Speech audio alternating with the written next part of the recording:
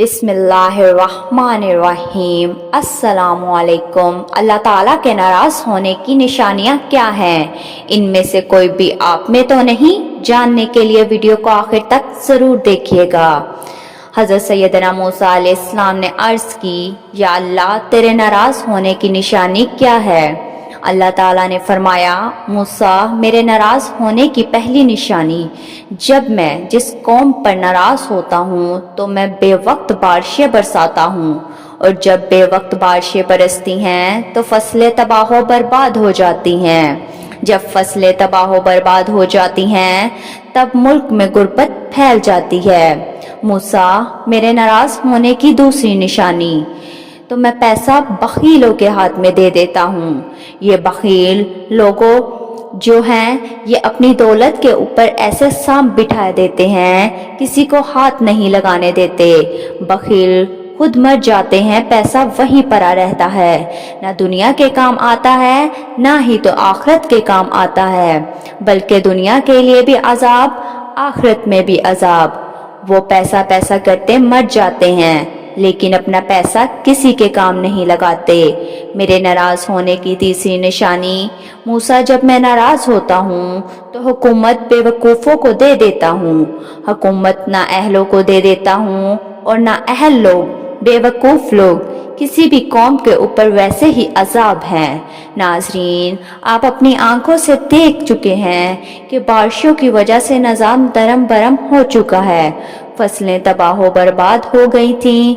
इंसान की नाफरमानियों ने ज़मीन को भी डुबो दिया, फसलों को भी डुबो दिया। फिर अल्लाह ने फरमाया, मूसा मेरे नाराज़ होने की चौथी निशानी, अहम और सबसे बड़ी निशानी ये है कि जब मैं नाराज़ होता हूँ, जिस बंदे पर नाराज़ होता हूँ, तो इस बंदे से सजदे की तौफीक छीन लेता हूँ। नाज़रीन, अल्लाह जब नाराज़ होता है रोटी बंद नहीं करता। अल्लाह जब नाराज़ होता है रिस्क बंद नहीं करता। अल्लाह जब नाराज़ होता है सूरज को हुक्म नहीं देता कि फला शख्स मेरा नाफरमान है, तेरी किरणें इनके आंगन में नहीं जानी चाहिए, हरगिज़ नहीं। अल्लाह जब नाराज़ होता है तो सजदों की तौफीक छीन लेता है। अल्लाह जब नाराज़ होता है तो मन उजड़ जाता है।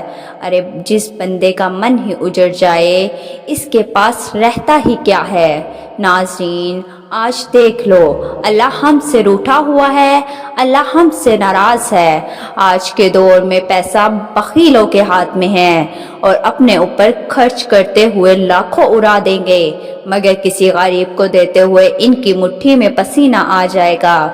अल्लाह ताला फरमाता है, मेरे बंदे आ जा मेरी चौखट पर, मुझे सजदा कर, दुनिया में भी कामयाबी मिलेगी, तुम्हें आखिरत में भी कामयाबी मिलेगी। जैसे अज़ान में अल्लाह फरमाता है, आओ कामयाबी की तरफ। और नाज़रीन, हमारी कामयाबी सजदे में है, नमाज में है।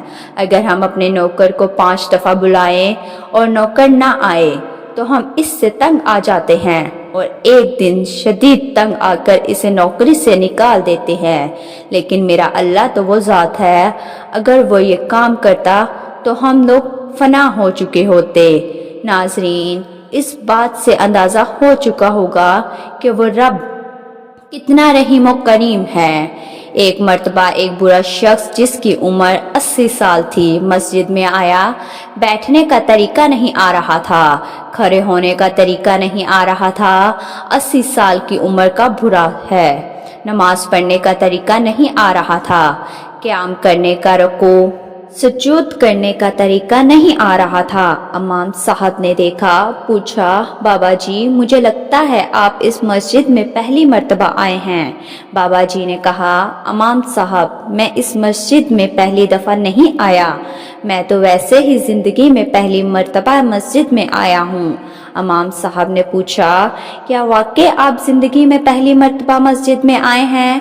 बाबा जी बोले, जी हाँ, इसीलिए तो मुझे नमाज पढ़ने का तरीका नहीं आ रहा।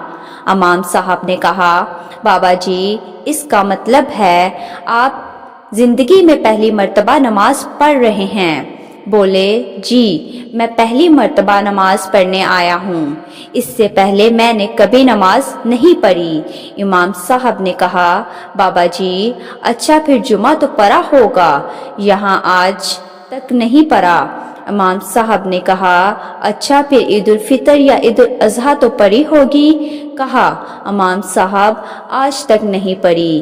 امام صاحب بولے اچھا پھر آج تک کسی کا جنازہ تو پڑھا ہی ہوگا؟ آج تک نہیں پڑھا۔ 80 سال کی عمر میں کچھ بھی نہیں کیا، ساری زندگی ضائع کر دی، ایک دن بھی اللہ کو سجدہ نہیں کیا، لیکن میرا اللہ کتنا رحیم ہے، وہ پھر بھی کہتا ہے آؤ میری طرف، میں تمہیں معاف کر دوں گا۔ امام احمد رحمۃ اللہ علیہ نے قتادہ سے نقل کیا ہے کہ موسیٰ علیہ السلام نے اپنے رب سے پوچھا پروردگار تو آسمان میں ہے اور ہم زمین پر، تیری ناراضگی اور رضا کی نشانی کیا ہے؟